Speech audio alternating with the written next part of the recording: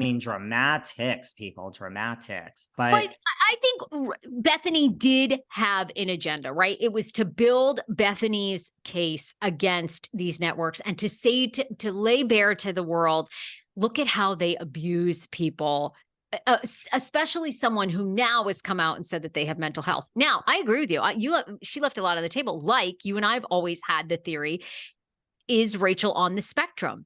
I would ask that question. What diagnosis do you have? Are you on the spectrum? That's a really bold question to ask. You really, I mean, I don't know how you ask that. You might be more offensive in your interviews than me, darling. Everyone comes after me. I would say, forgive me for asking. I watched the past season. I guess Bethany didn't. So Bethany doesn't have this context. I would lead into the question like this. Rachel, forgive me for asking this, but I feel like I need to. I watched the past season. You did not seem to emotionally connect to what was actually happening. You've spent the past 3 months at a mental health institution. Can you share anything about your diagnosis? There was speculation. I always blame it on the audience. There was speculation by people online that maybe you were on the spectrum, that you had an anxiety issue, that you had problems from your childhood, and then just see what she says. She either could deny or say, I'm not going to answer if I'm on the spectrum. It's none of anybody's business, my health diagnosis. Okay, thanks. Move on.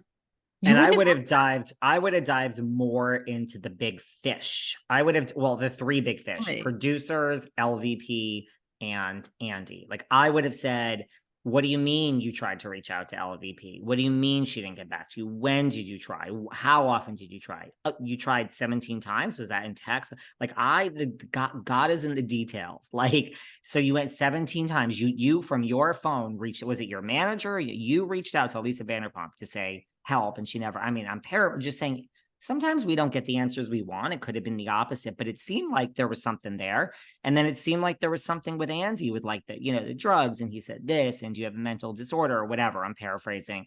And so I would dig. Well, like when Andy said that, how did that make you feel? Did Andy ever say that? I mean, this is what we do, guys. So everyone who thinks that you just sit down to say, hey, Juicy Joe in the Bahamas, let's just chat. You have no idea. It's not on-air talent. It's a producer. It's a really,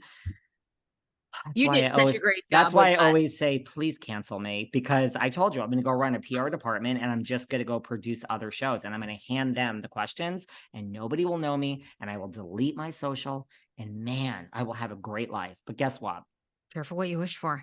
For now, this pays the bills, darling. So good. Juicy was so annoying though. He's all these years later, no accountability. We're saving some New Jersey for next time because I got it next time address some stuff about Teresa. What else do we have anything? Okay, so what about this whole friend thing? That's a whole nother thing. You know what we could hit? Tell me. I went to a city winery and I went to attend a live show in person. I drove back with the one, the only Candiace Dillard.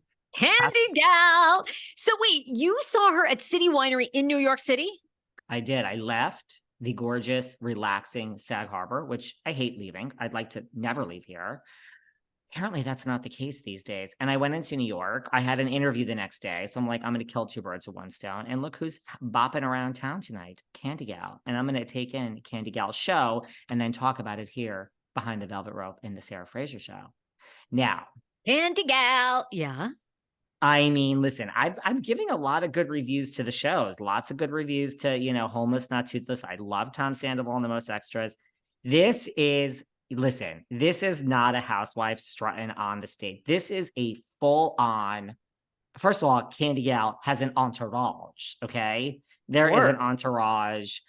Candy Gal has dancers, a band. We have a Chris Bassett hanging out. This is, we have like a videographer. So Candy Gal it's always funny how like when they go from the first year, the second year, doesn't even third year. Then when you're like 4th year plus in your housewife's career, I mean, the Beverly Hills started earlier, sure. Some of the New York influencers now, but like Candy Gal has really gone from like, the check is, I'm losing money to like we're breaking even with the clothes and hair to like I'm making money to like this is an actual brand and her name is Candiace Dillard Bastard. And there's no shade here. It's all the actual opposite. It's like we have a videographer. This is like a real Sutton Strack, Cynthia Bailey, Neen. This is a real operation here with Miss Candiace. No, but I have heard from like people on Watch What Happens Live, people that say, I mean, people say she is a legit singer. Like this isn't a Kim Zolciak, don't be tardy for the party, which was a legendary moment.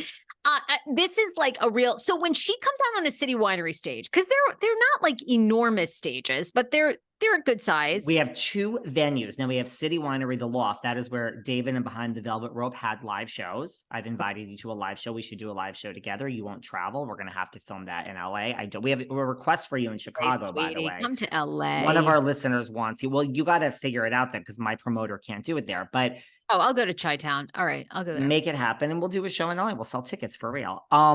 No, this is a real true. So she does the upstairs at the Loft, the same place I play, and it's a smaller room, but it's like $160, $170 and 170 seats, I think, to sell out. She sold out. She sold out the first show so quickly, sweetie. She added a second late show.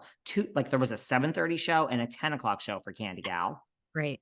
Now we also have the meet and greet. She charges it up self. Candy Gal she's one of these where like she comes out. She's not just playing New York. It's like a real tour. She's going now. She just added Georgia. I'm gonna go see her again because I think I'm in Philadelphia and she's actually there. As crazy as that is.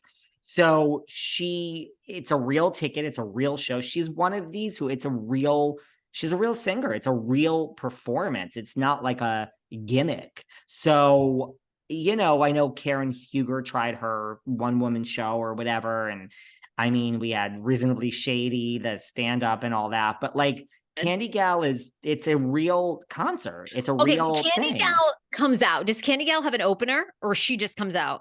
Oh, in different city opener, but in different cities, like she's going to have Shamari DeVoe from RHOA with her dad. She has an opener. When she comes out, people go crazy. Go crazy. What song? Come back. Drive back. Yeah, Drive back. Of course, that's it. But she has other hits now. You're gonna get a ding from Miss Dillard Bastard for not knowing the song. Honey, Drive Back is just a performance. Drive back. Yeah, see, it's real. No, she's a real performer, singer. Like this is now a brand. But how long was the concert? How long was the whole show? Way longer. It went over. The second show had to get like delayed. Like she played for a long time. Wow. How many outfit changes?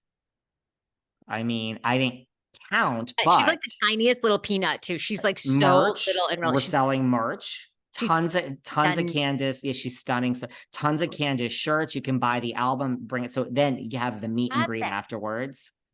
So she did, she knows who we are. And as soon as she was like, I was like, let me tell you something. I told that Sarah Fraser to get her ass on a plane and get to New York, but she's not here. So she's like, you tell Sarah Fraser. She